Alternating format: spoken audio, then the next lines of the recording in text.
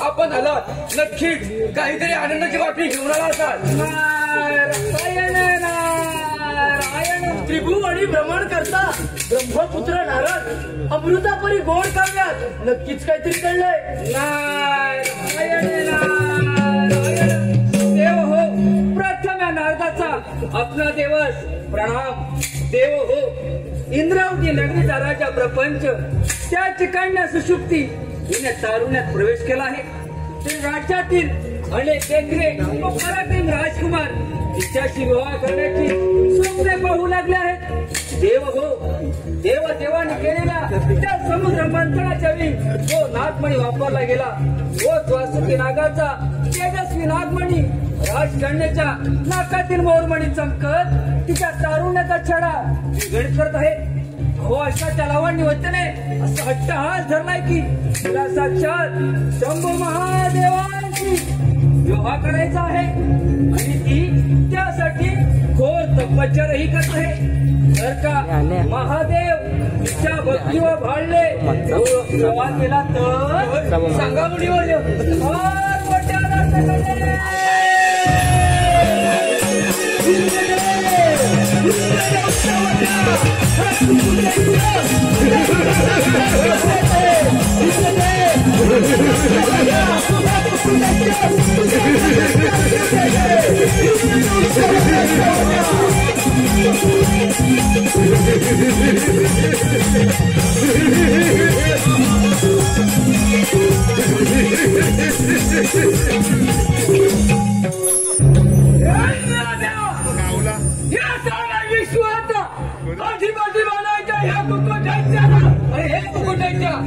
शंकराच्या वराने तू फार दुर्मत झाला आहे.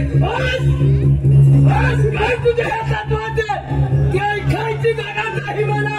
अरे कुकुटांच्या पाण्यात राहून माशाशी वर करणं साधी गोष्ट नाही आणि म्हणूनच म्हणतो तुम्हा देवांच्या मार्गातून बाजूला हो, नाही तर तुझ्या मरण टळ आहे.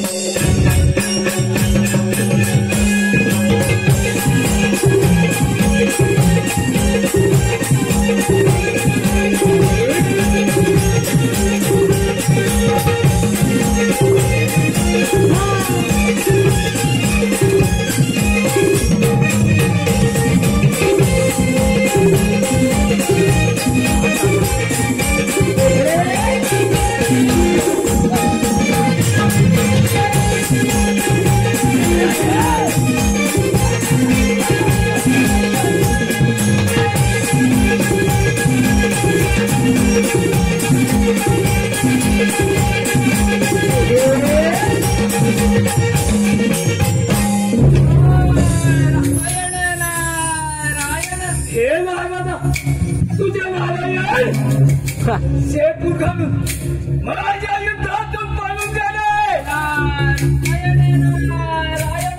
अरे कुकुरदैत्या, साऱ्या देवांना मात्र सलोखपाल करून सोडले, परंतु खरे स्वरूप जन्म मृत्यू आणि स्थितीच्या मागे लपलेले आहे. असे स्वरूप म्हणजे शिव पार्वतीचा पुत्र श्री गणेश. याला तू जिंकून घे, म्हणजे या साऱ्या त्रिभुवनाचा अधिपती तूच. कुठं अधिपती?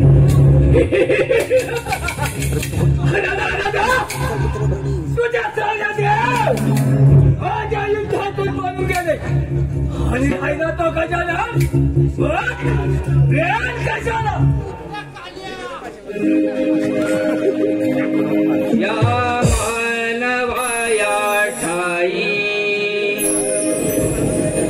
जन्म पुन्हा पुन्हा नाही. या मानवाया ठाई जन्म पुन्हा पुन्हा नाही. बहुमूल्य